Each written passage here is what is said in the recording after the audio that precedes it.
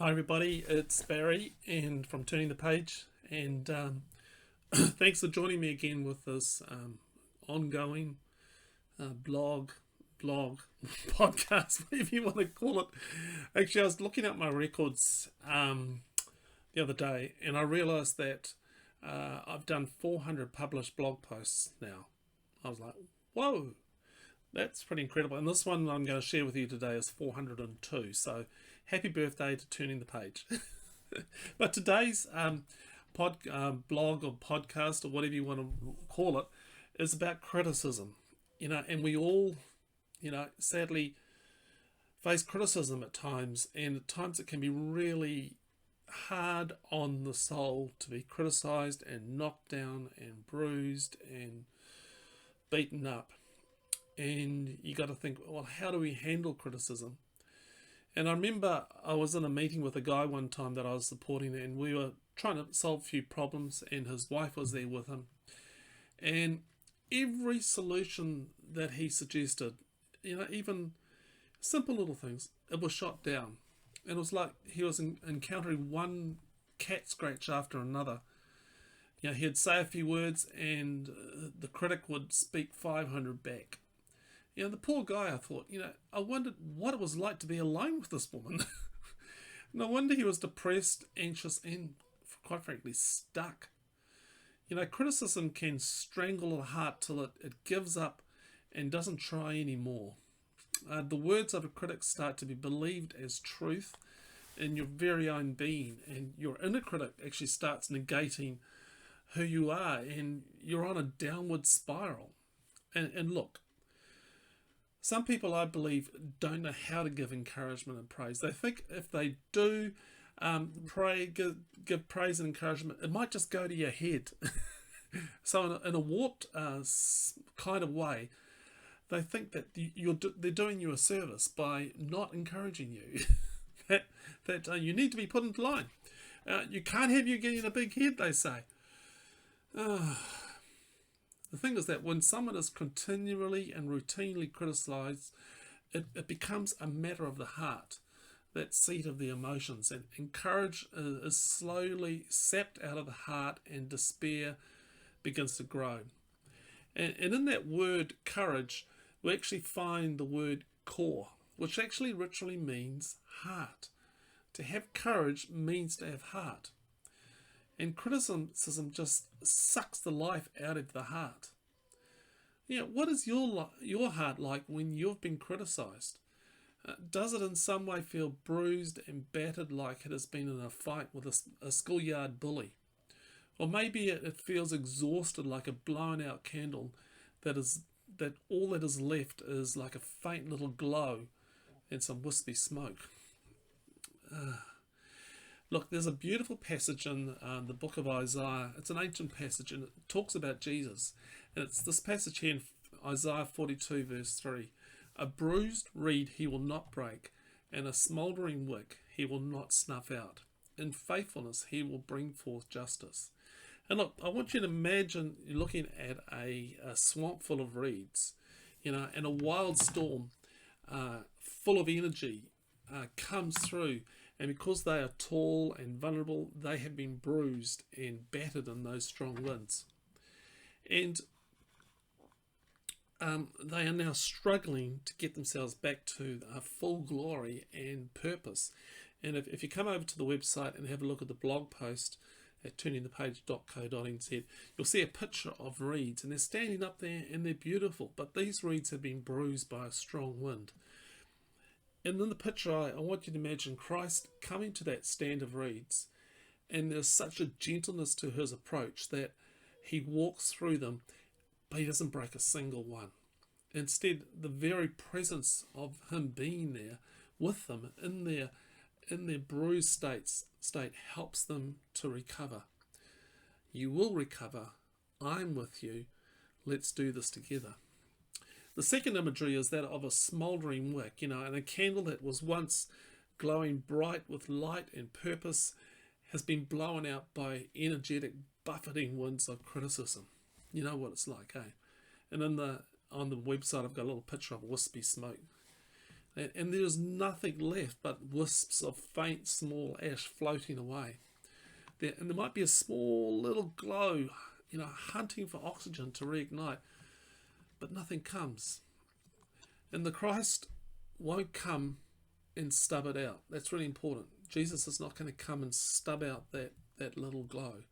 Jesus won't wet his fingers and squash the life out of the struggle. Instead, with a gentleness of breath, he breathes on the embers and causes them to reignite. You see, with Christ, there is an assurance of both presence and justice. Christ, who knows all and sees all, can bring truth to the whole of the struggle. And God is not a God who will add to your pain.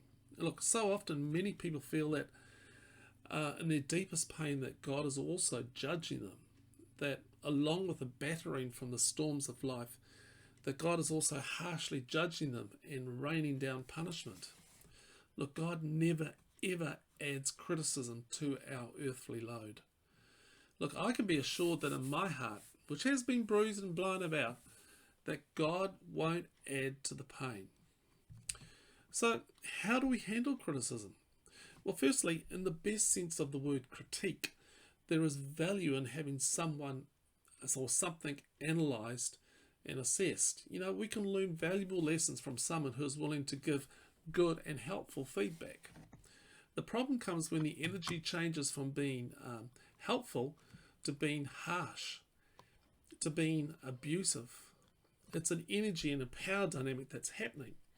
So I've got some suggestions on how to handle criticism. So I've worked on an example that we can refer back to. So the criticism is that your husband raises his voice and criticizes you that you always leave the kitchen a mess. He raises this and other issues around the household tidiness all the time. He does very little to keep things sorted around the house himself, but is always quick to target you. So here are some pointers on how to handle criticism. Number one, is there something you can learn and grow from in this? Use this as a learning opportunity. Perhaps there is something you could do better. All of us can learn new things. Number two, consider that their criticism may be saying more about them than it does about you. What does his continuous stream of criticism say about him? Does he know about how to give non-abusive feedback? What was he modeled to as a child to him about praise and encouragement? Is he stressed out from work or other pressures? Look, but this doesn't mean his abuse is okay or acceptable, but it might explain it. Perhaps he was the victim of some harsh criticism, and so this is all he actually knows. So don't take it personally. It might not be about you at all. Number three, notice the feelings being generated in you and take note of the energy coming from them. What feelings bubble up in you? Anger? Resentment? Does something get triggered? What are the old thought patterns that take you when situations like this happen? I'm so useless. Can't get anything right. Some of those old thought patterns. Number four, breathe. Take a few deep, gentle breaths and center yourself back in the now. Notice the thoughts and feelings and see them for what they are. They are simply thoughts and feelings that you can choose how to act out of. Number five, see the situation for what it is. Don't attach more to the problem than what there is. This is a problem with kitchen tidiness. Nothing more, nothing less. Don't attach your personal value to whether the kitchen is tidy or not. Number six, don't give like for like. An eye for an eye makes both people blind. And if you fire back criticism, you'll add fuel to the fire and the problem won't get resolved. Number seven, go pragmatic. See the problem as just that, a problem to be solved. And look, whenever I've been under attack, I like to listen deeply and repeat what I've heard them say. So, I heard you say to me that you want me to clean the kitchen better. Did I get that right? And when you do this, you sort of narrow the problem down to the real problem and away from personalization. And you might like to follow up this with further questions just to shift it away again from that emotional high energy to a logical and constructive place. What does a tidy kitchen look like to you? Can we reorganize the kitchen so it is easier to keep clean? Can we encourage other members of the family to put away dirty dishes? It's shifting out of that emotional reaction mode, into a quiet, rational, and thoughtful problem-solving mode. It's basically changing the energy and the power dynamics. Number 8, give yourself praise and encouragement. Look, if you leave it up to others to give you a sense of validation and worth, then it's going to be a roller coaster ride for you. Criticism is going to crush you. Instead, give yourself praise and encouragement. That praise and encouragement that you need. Learn the practice of encouraging yourself. Look, handling criticism is a practice skill. You learn by doing it over and over again. And each time you do it, you gain a little more confidence. Criticism can hurt, bruise, and extinguish our hearts, but learning how to handle criticism can build new strength and resilience.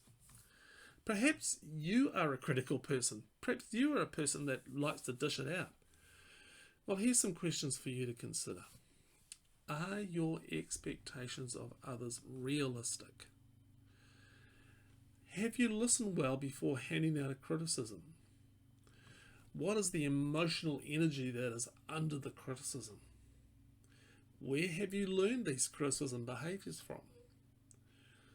What would it be like to be as the receiver of your criticisms? And last one is, are you able to give encouragement and praise instead of criticism? Look, here's some quotes for you to think about.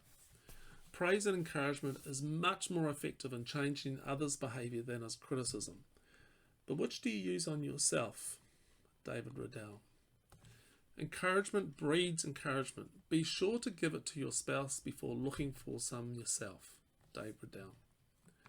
Care about what other people think and you'll always be their prisoner. Lao Tzu. Abraham Lincoln, he said that he has a right to criticize who has a heart to help. Or let's read that again. He has a right to criticize who has a heart to help. Abraham Lincoln. To avoid criticism, say nothing, do nothing, be nothing. Albert Hubbard. And any fool can criticize, complain and condemn, and most fools do. But it takes character and self-control to be understanding and forgiving. Dale Carnegie. I love this last quote. He who throws dirt always loses ground. I don't know who said that. Some questions for you. What happens in you when you are criticised? What gets on in you? Why is it easier to criticise than it is to give encouragement and praise? And number 3, what does it do in your heart to know that God will not join in on criticising you? So this is the vlog, the podcast about criticism. Perhaps you'd like to email me about your thoughts about this post, and I'd just love to hear what you have to say and to, get into a conversation about criticism. If you want to email me, it's barry@turningthepage.co.nz, and I'd just love to hear from you. And just another really big thank you and a big shout out to those people who support Turning the Page via Patreon or buy me a coffee or some other way. It's always really helpful to help get funds going for this blog. And if you'd like to know how to support this further, it's turningthepage.co.nz/support. But until next week, think about criticism. Think about how you handle criticism, and think about how you can encourage people and encourage yourself. Okay, until next week, thanks. Bye.